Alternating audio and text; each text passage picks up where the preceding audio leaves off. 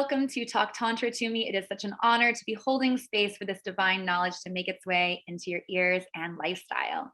Today, I talk Tantra with the Akashic Records. I have here Brian and Golbahar Kraichely. They are a conductor and reader duo of the Akashic Records, and they are also the founders of Akashic Resources. I am so grateful for the work that they're doing in this world and so appreciative that they're here on this podcast to offer their perspective on living an expansive life. So thank you for being here. Why don't you start by telling us a bit about yourselves, how you got into this work? Go ahead. Well, that's an interesting story. So I like to say I used to be normal. So at age 43, I was a home builder with an MBA in Springfield, Missouri. A voice in my head said, you should do yoga. I ignored it for 6 months. And then I started to do yoga. I started to have experiences I couldn't explain. Like people would pop into my head that I hadn't talked to in 10 years. Then they would call me 5 seconds later. And I was like, excuse me, I don't know how that works. 9 months later, I wandered into a school of metaphysics for a free movie night, started taking classes, and ended up meeting Golbahar. We ended up studying there for 9 years. And we developed the ability to do these Edgar Cayce style readings. So. Mm-hmm. And for me, a different way, but same place, or different way to get there, but definitely ended up in the same place. For me, I was in my early 20s and I was just graduated college and I was like, what am I going to do with my life now? I have a corporate job, and what's the next step? Am I going to get married and have kids? Is that it? Like, that's it? So what else? And so I was trying to like find myself, and I was like, I always wanted to learn how to play guitar. So I went to a guitar lessons, and it was $20 a week.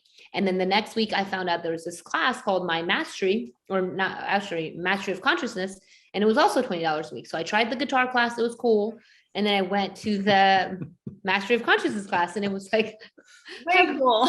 I left enlightened almost. I mean, I remember driving there. It was an hour drive from where I live. And I just felt this feeling inside of myself that I had never felt before. Like I was going to go meet like the love of my life or something. I don't know. It was just really interesting. And then I just loved it. So I decided I'll do guitar later. Still, that later is still later. And really through our studies, it was just kind of like a natural progression. And in all honesty, I always tell this, like, I didn't even want to learn how to do how to do readings, because I just had a lot of resistance. A lot of ego stuff would come up because you do have to surrender a lot, but it has been a really blissful experience, and so grateful now, fast forward, I don't know, 5-6 years later. And, it's just something that we do. And it's interesting because there's a lot of things that I've wanted to do and gone for, but this is something that just like moved through me. And I guess that's kind of when, it's like a God-given talent that you don't really do much for it. It just kind of shows up. And that's kind of how it's been being the, we are a team, obviously, but me being the reader. I love that. I feel like our society conditions us to perceive our purpose as something we need to like go and find, when in reality, it's like actually our natural state of being when we're just like let go of the conditioning and the limiting beliefs and stuff. So it should look like, or whatever. Yeah, it's kind of a be quiet and receive instead of go out and find. Yeah, absolutely. So would love to kind of touch on what are the Akashic Records for people that have like no familiarity with this space. Yeah, so they're the Akashic Records, or in the Bible, they refer to what's called the Book of Life. And they're also called the Hall of Records. And it's a literal record of everything that's ever occurred in the history of everything. So it's almost like, it's like a movie of everything everything is captured there. And you can go there and you can read these records as long as you can gain access. And there are holders of the records that sometimes will protect them. So even for us, occasionally somebody will ask a question and it'll say, this information will not be given at this time. It doesn't happen very often, but it's always kind of funny. It's like, oh, okay. So that is so wild. So yeah, how can this how can the Akashic Records be of value to like individuals and collectively? I know, and the intention of our time today is to talk about Tantra and sacred sexuality and offer that wisdom. But, you know, to the average person, I know you guys have a lot of offerings. If you want to speak into those and maybe what people can do on this space. Yeah. So, you know, it's kind of interesting. It's for everyone and anyone can benefit from it. And it just depends. I always say, like, it depends on your question. Like a lot of times when people call and they say, I want a reading, what should I get? And it's like, well, what do you want to know? Because depending on what you want to know would depend, you know, would determine your reading. So we do past life readings. We do past life readings that are focused on someone's dharma, a lifetime where they develop their superpower, their understanding. It'll describe that lifetime and the significance. We also do health aura readings where we'll read the spiritual, mental, emotional, and physical body and all the chakras. So if you're really like focused on wanting to understand what's going on with you right now in the present, then that helps. No matter what reading you get what you need, which is kind of cool and interesting. You always get what you're looking for. And that's where we help people formulate questions where they can kind of hone in and understand. And some common questions that like almost every single person asks when I go, and because usually I help people with their questions, is how can I find a partner? How can I find my purpose? Yeah. How can I have greater prosperity and abundance? How can I be more healthy? There's always a question about a relationship, whether a past one or a one they want to be on, or something with a mom or a father that comes up a lot. And always the perspective of the records is from the perspective of what you need to learn. Obviously, we are here. What we believe is like, you're here to learn, you're here to understand yourself. But sometimes we don't know what the lessons are. Okay, fine. I keep having car troubles, but why? Or I keep having the same relationship, but why? Or, in the topic of Tantra, like maybe my sexual drive is low, but why? And so obviously we hope that the tools that the readings give help you find those answers on your own, but it does kind of give you a jump start. Like, well, these are the things you can do to either get the answer or here's the answer. Yeah. So a kind of an analogy is if you're playing a video game and you get stuck on level 32 and you can't get past the evil dragon, and you look online and you get the cheat, and you go, oh, there's a sword behind the flower pot. And then you get the sword and then you blast through, all the way up to level 50, and then you get stuck again. Well, that's the way life is, right? We're rocking and rolling, everything's good. And then we kind of plateau or we kind of get stuck. And these readings can really help kind of get you going again, help you figure out, where do I put my energy in the next step? So it's really, really useful as kind of a guide, as kind of a map to help out wherever you are. Yeah. Yeah. Oh, go ahead. I just wanted to say one thing is, along what he was saying, people really sometimes just need reassurance. Like, am I doing the things I'm supposed to be doing? Like, do I? And oftentimes that's one of the biggest comments that we get at the end of a reading is, man, I feel so much better. I feel so seen. Yes, I am on the right path. I am doing, it's just like helpful to kind of, or if they're not, it goes, okay, well, you're not, but here's what you can do so you can be on the right path. So you still feel good. You still feel better because we all want to have that security of knowing we're going in the right direction. Yeah, absolutely. And I have to say, I did one reading with you guys, and it just offered so much clarity and also validation. And I absolutely loved it. For the listeners, highly recommend, and I'll definitely be doing more readings in the future. That being said, I think it's time for us to dive in to this reading. And I know that Brian, as the conductor, is going to lead Golbahar into that space to be the reader. So whenever you guys are ready, you can. Sure. I'll guide Golbahar down to a deeper level of subconscious mind. You can, I can stay stay in it that way. People know that it's not like me by myself. Oh, yeah, love it.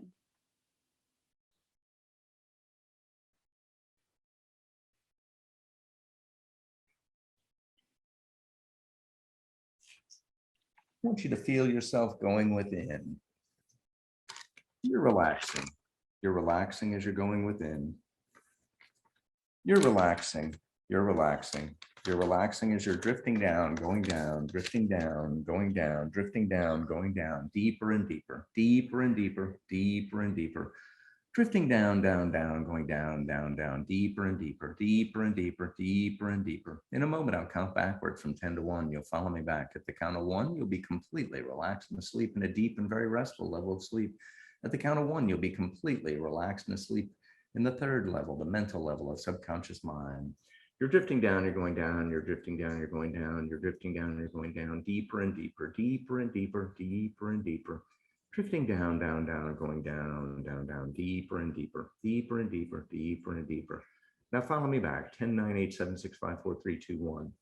Very good. You're completely relaxed and asleep in a deep and very restful level of sleep.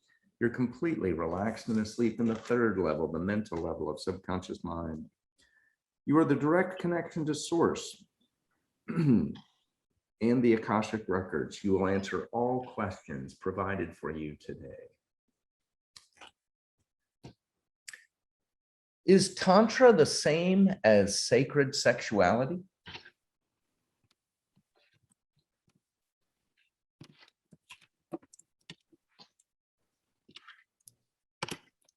Yes, we see that there is a connecting link between that which can be described as sacred sexuality, that which is Tantra.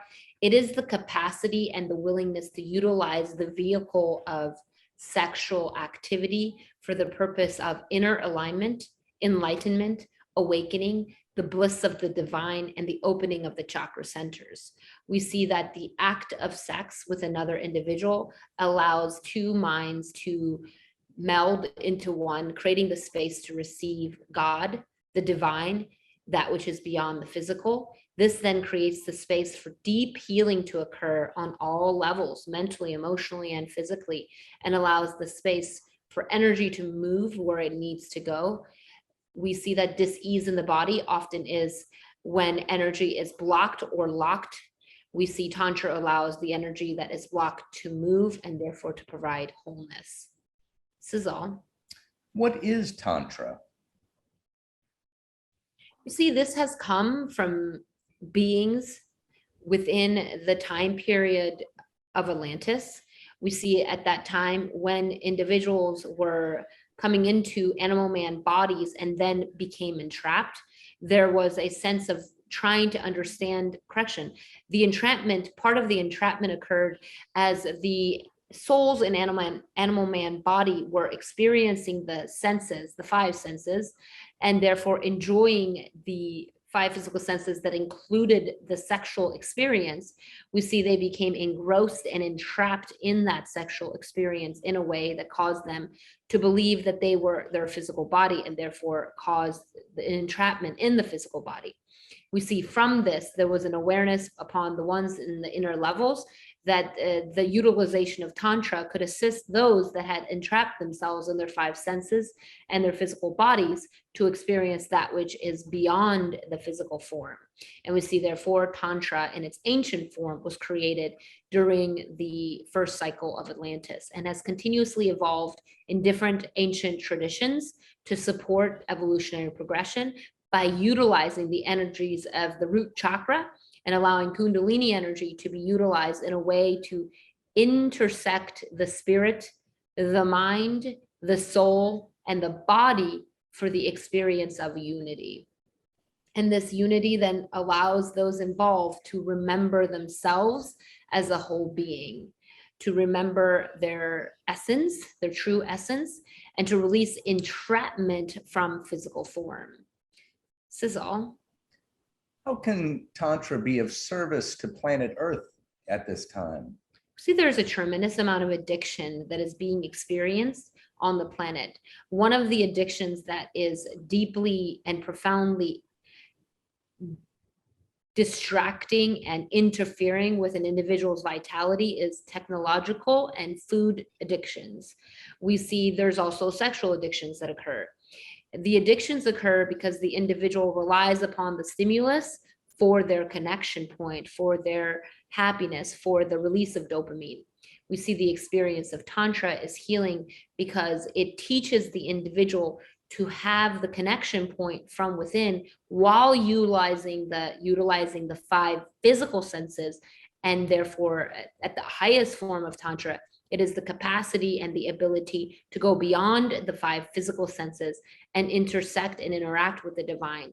This then helps those involved in Tantra to know themselves as souls and to go beyond their physical form. We see that the pain and suffering that is often produced, especially in addiction, is that the individual only sees themselves as the physical. Tantra allows this awareness to expand. There is also an integration. Many individuals do not experience their physical bodies. They are disconnected from them. In order to experience wholeness and healing, one must be in their physical body. There is an awareness. There are receptor sites that are activated that allow a connection to the ley lines of the planet and to neural networks of consciousness. We see Tantra enables the person to awaken to those neural networks and therefore creates the modality for wholeness, for happiness, for vitality, for self-trust, for intuition to flourish, and for the creativity of any one being to be awoken. It also reduces and releases the need to be addicted to a person, a place, a thing, an object, technologically, food, and all other forms of addiction. This is all.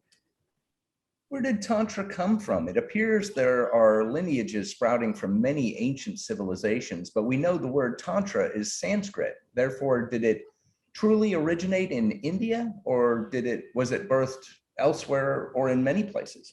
We see its first origination point was in the first cycle of Atlantis. It was not named Tantra. We see at that time, the name that was utilized most often is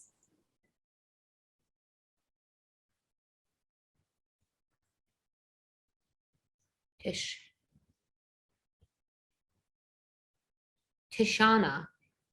We see this then has evolved, and therefore in the yogic tradition, Tantra came forward in different forms through different gurus and has continuously evolved with the consciousness of those that have utilized it.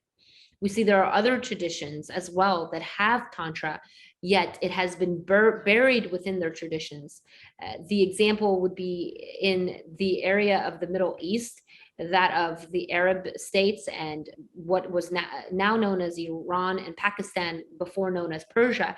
There were tantric practices. It was not named Tantra. It was the practices that the dervishes had. The spinning dervishes also had experiences and connections in sexual activity for enlightenment and connection to God. However, after the overtaking of these land areas by the Muslims, it was eradicated and removed from any texts, or any signs of it were removed, as it was believed that it was of the devil, and it was believed that it was against God, Allah. We see that this then became a belief system, and therefore in the Middle Eastern experiences, sexual activity is considered sin, even when individuals are aware that it is not. There is a ancestral belief of it being of evil. This is all. This then produces a tremendous amount of emotional pain in the beings that are connected to that ancestry. This is all. Did Mary Magdalene and Jesus practice Tantra? And if so, how did it aid their mission? We see initially what occurred between them that caused an attraction was that when the one of Mary Magdalene interacted mentally with the one of Jesus, this one experienced a tantalizing, activating experience at the groin that this one did not fully understand or had experienced before. We see this one described it to the one of Jesus, and we see this one from his own experiences in the yogic traditions and his teachings, recognize that as Kundalini creative energy. And we see that this one taught her to direct that energy upward and up the spine. As she was doing so, it was difficult for her because there was a tremendous amount of energy, and therefore she would often lose sight of it, or it would overpower her. We see this one then would hold his attention on her to allow that energy to rise up the spine. And as he did so, he experienced it in his physical body as well. This then caused a sexual spark between them that began the experimentation process. And we see they utilize different posturings, different breath practices, movements. They often would utilize prayer to have sexual intercourse for the purpose of knowing God. We see they had experiences of being able to channel inner level beings. We see the channeling often came through the one of Mary Magdalene. At times it would come through the one of Jesus. We see it is there that the one of Jesus would often receive instruction on his next steps in evolutionary progression. We see that these ones, the one of Jesus also used other tools for connection to God. However, this was something that spontaneously was created, and therefore they practiced their perfect union. We see there was a coming together. These ones had been souls in prior lifetimes and therefore had a tremendous amount of inner rapport, mental telepathy, and inner connection that allowed for the activation of these understandings and the healing of many ailments. We see the one of Mary Magdalene had experiences of pain in the back, of the lower back, that this practice healed. This is all. Is this wisdom of Tantra a gift from other beings or dimensions? We see at the time of the first cycle of Atlantis, the beings of blue light that are highly evolved beings from a different plane of existence were the ones that brought this idea forward into the mind and body of the individuals in the first cycle of Atlantis. We see that these were practices that they engaged in, and they recognized that it would be supportive and helpful in grounding these energies and allowing individuals to have a remembrance while utilizing the creative force. We see it's an inherent experience in the soul and spirit to experience creative energy. And we see one way to express creative energy is in the sexual activity. We see these beings recognize that and brought together sexual activity with creative energy for the purpose of wholeness. This is all. There are many lineages of Tantra. What is the function of this? Are there some that are more viable than others?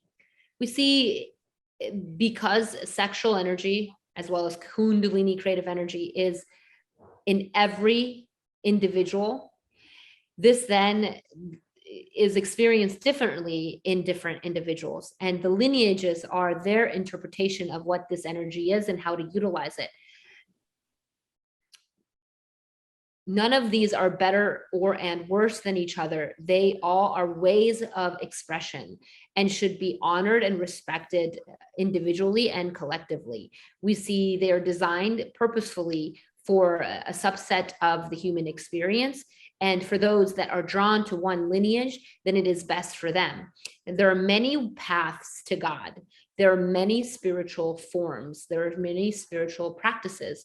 We see what is most important for spiritual beings and spiritual aspirants to remember is that many paths lead to the same place, and therefore to trust that and to stay objective on all paths will be supportive for them and those involved. This is all. What are some common pitfalls or dangers to avoid in approaching the tantric path, tantric communities and practitioners? We see there's a challenge that is experienced where it is more from a perspective of the identity, the ego desire. We see there are those that follow this for the way that because it is a trend or the way that it looks for them. We see this is dangerous to move forward without clear internal intention of what the purpose of this practice is and how it can internally benefit them and how they are willing to serve with it.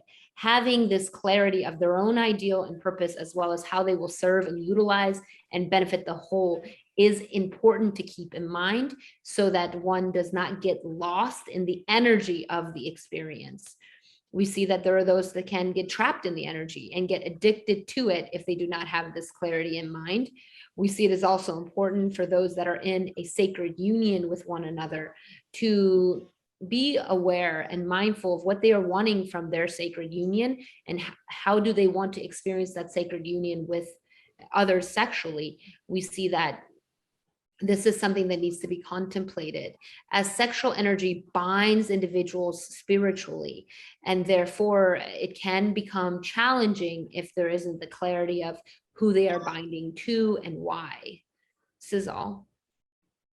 What advice or suggestions do you have for individuals who wish to become leaders, teachers, or healers in the tantric space? To ensure that the desire and the wish is coming from a deep wellspring from within, to have time and space to contemplate the real purpose for this desire, and to ensure that it's coming from their soul. This is the way that they can do this, is to take time to journal about the desire and to reflect on their nightly dreams, as their nightly dreams can give them insight on where this desire is coming from and the benefit of it. It is also important for these ones to seek mentorship in those they trust in traversing these paths. This path should not be done alone.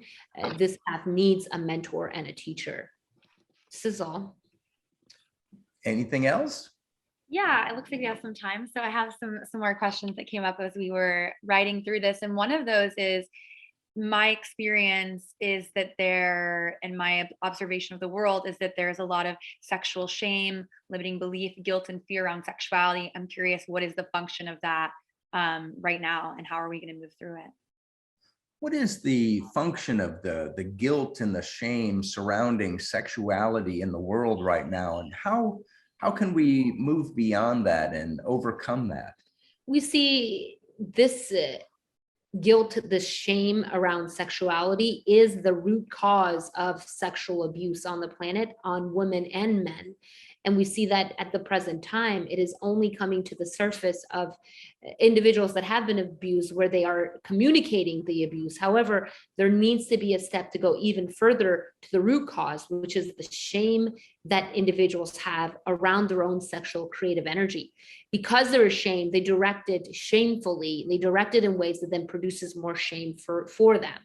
We see, therefore, there is a need for ancestral clearing, ancestral healing, as in many traditions, this is sexual energy, sexual expression is considered a sin.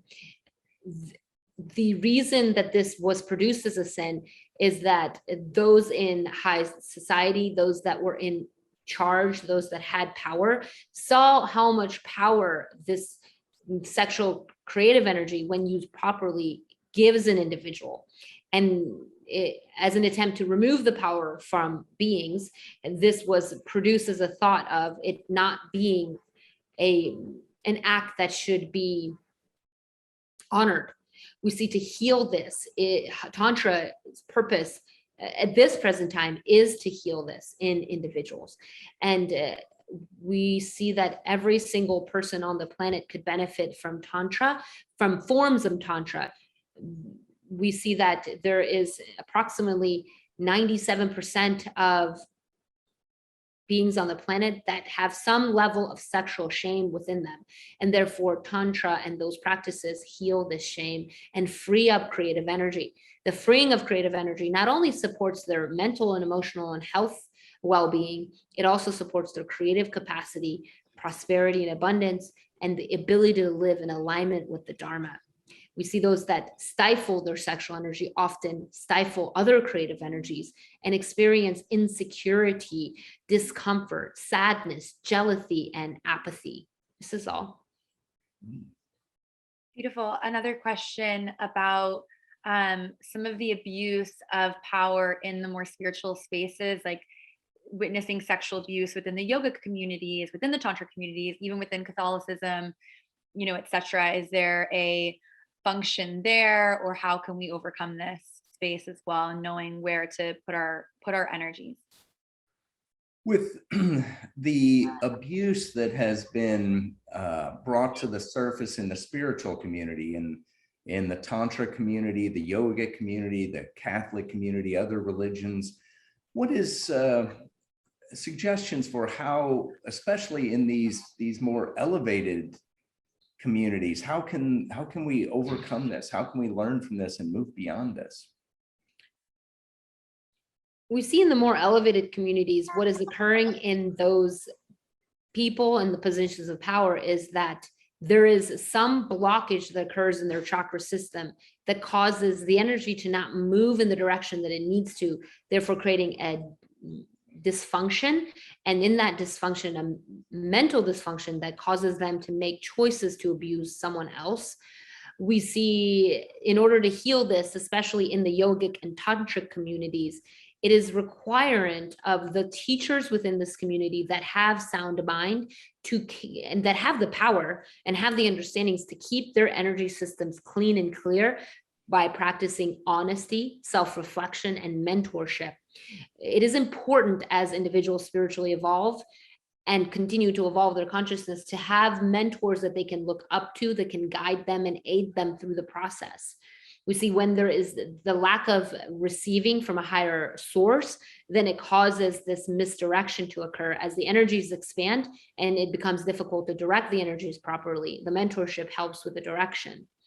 We see, therefore, those that are aware of these concepts should teach about it, should speak about it, and should consistently pay attention to look beyond the surface to ensure that if they are seeing indiscrepancies in the choices of these leaders, that they are bringing it forward for the purpose of healing and speaking of it. And this communication will support this process. We see as the soul evolves, the ego evolves with it. And the only key that keeps the ego healthy and not overpowering the soul is honesty. Therefore, the practice of honesty in every individual is important. We see in the other traditions that are not focused necessarily on higher thought forms, this then is a part of the karmic patterns that are clearing for them. And we see once again, it is those within that society, in those groups that need to be harbingers. They need to speak truth. They need to pay attention and communicate what's occurring and educate each other on sexual energy and how to most properly use it with consent. We see occult overall as a universal truth is that sexual abuse is a karmic experience that beings on this plane of existence have yet to fully understand, because they have yet to fully embrace their own creative power. The more that on a collective whole, individuals embrace and utilize their creative energy properly and utilize their creative energy to create the lives that they desire, this will heal. We see the root causes that many are ashamed of fully using their creative energy to create the life that they desire, and therefore they often become cogs in wheels. This then clogs them up and causes them to make choices because of their lack of fulfillment. This is all. Beautiful. What are some practices that individuals can practice if they're on a solo Tantra journey, and practices with couples as well? What are some practices that would be beneficial for those on a solo tantric journey, or for those that are doing this as a couple? We see a simple beginner practice for those that are on a solo journey is to be naked in front of a mirror and to self-pleasure themselves while looking in their eyes, in their own eyes. And as whatever comes up for them, to stay connected to that. And once they have the release, to write down their observation, as there is much that can be healed and understood, and a freeing of their creative energy. This is a very first step that would be supportive.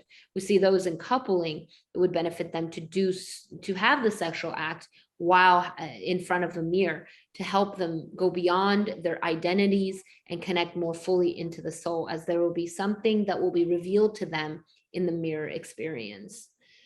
This is all. Beautiful. I'd love if we could speak a little bit deeper into the link between creativity and Tantra. What is the connection between creative energy and Tantra directly? What is the link and connection between Tantra and creative energy? We see that the root of creative energy is sexual energy at the base of the spine. And as that sexual energy is understood and experienced, it turns into a connecting to the divine creation and creative energy. In order to experience the highest level of creative energy, It is the willingness to allow the sexual energy to be experienced and expressed. As that is expressed fully and completely with openness, then it causes creativity as it connects the soul to the spirit. And the wellspring of creative energy is divine light, divine inspiration. And therefore, sexual energy merged and in union with divine inspiration causes deep creativity to be experienced in any one individual. Breath is an important key to this as well. Breathing deeply and fully into the lungs and allowing a release and allowing the breath to move through the individual mind and body, allowing the breath to do with the individual what it wants, then creates healing. This is all. Beautiful. I feel complete, Brian, unless you have any other suggestions for depth. Oh boy. Suggestions on how people can use the tantric path and Kundalini energy, creative energy, to progress on their spiritual journey.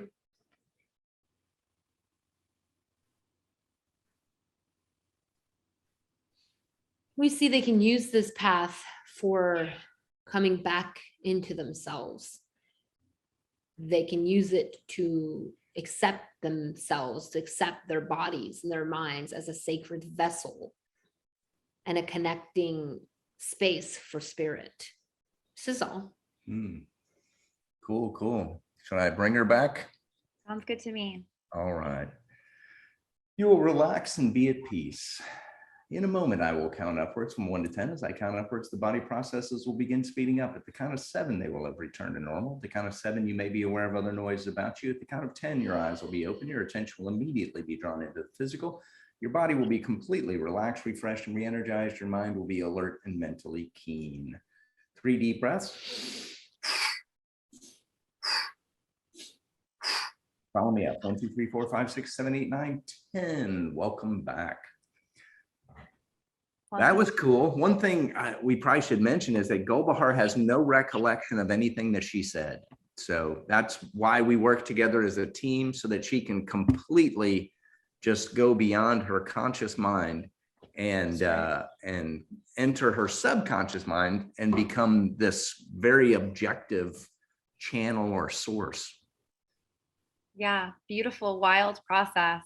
Lots of validating things, lots of familiar things for me, a couple of new things that I was delighted to get answers about, or was a little bit, surprised by, especially the fact that Tantra started in Atlantis, which I had heard maybe that like Palladian beings had some influence here, but there's just so much in the space right now of people being a little bit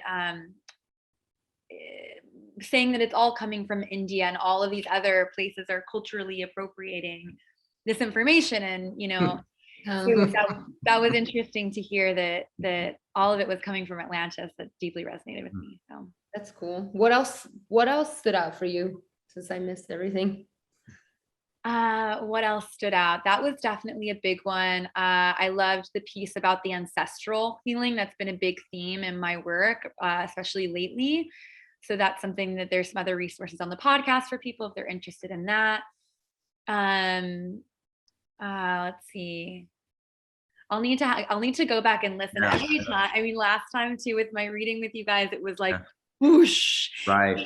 So much. So was there anything for you, Brian, that stuck out? Well, it's an interesting connection that, you were just talking about with the ancestral stuff. So we've had this question come up numerous times, about how to heal the past or even how to heal the future. And it came through, several months ago, very, very clearly. It said, everything we do, all your energy, all the effort that you put forth to improve yourself heals your ancestors backwards and heals your ancestors into the future.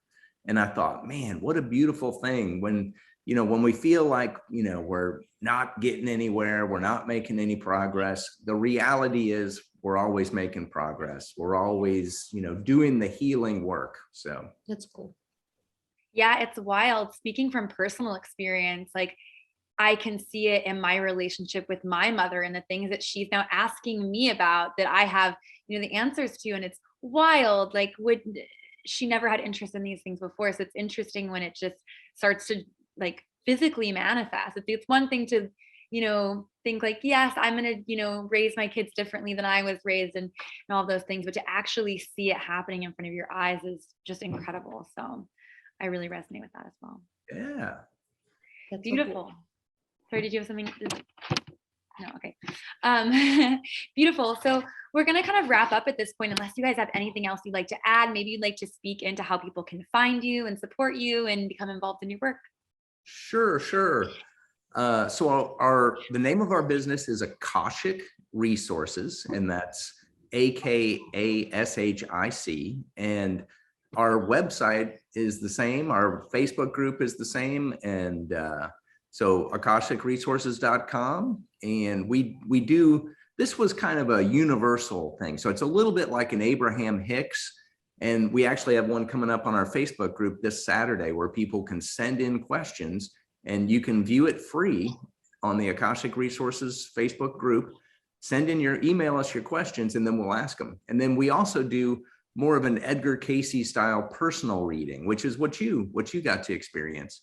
Yeah. And we do those on health, dharma, prosperity and abundance, spiritual teacher, happiness and fulfillment, healer's journey, relationships with other people. That's a real popular one. Maybe we can create a Tantra one someday. There you go. We love to do specialized readings for people. So maybe you'll create a special reading with us. So that'd be pretty cool. We teach classes online. We've got a prosperity and abundance class and a mind mastery class coming up. And we also do coaching and some retreats too. So we do everything. Yeah, beautiful, amazing things. Definitely, we'll put all of the links for people to grab those. Again, just speaking from my experience, super easy to book a session with you guys. Very informative. It's online. You get your set reading, but then you also get to ask 5 additional bonus questions, which is such a great value, and I deeply appreciate that as well. Is there is there anything else you guys would like to add or speak into before we wrap up?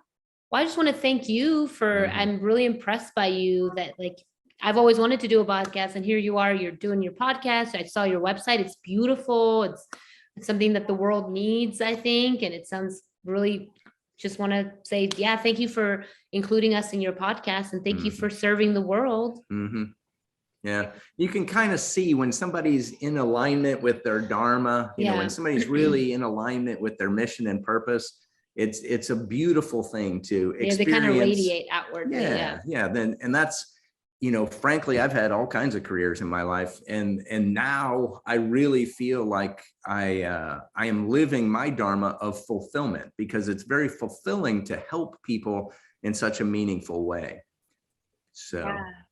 Absolutely. Thank you for just witnessing me and sharing that reflection. Feels really good. And also, from our reading together, I've gotten so many great pieces of how I can, expand more in this space and what are some greater tools for helping more people. So it's definitely something that if people are listening and they're, desiring more of that connection to purpose or desiring more depth in their purpose, this is such a good resource. So. Cool. I think that brings us thank you again, Brian and Golbahar, for joining me today. And I also want to express my gratitude to the listener. Thank you once more for opening yourself up to the idea of sacred sexuality. With so much gratitude and love, have a sexy and spiritual day, and I'll catch you next week on Talk Tantra to Me. Ta-ta.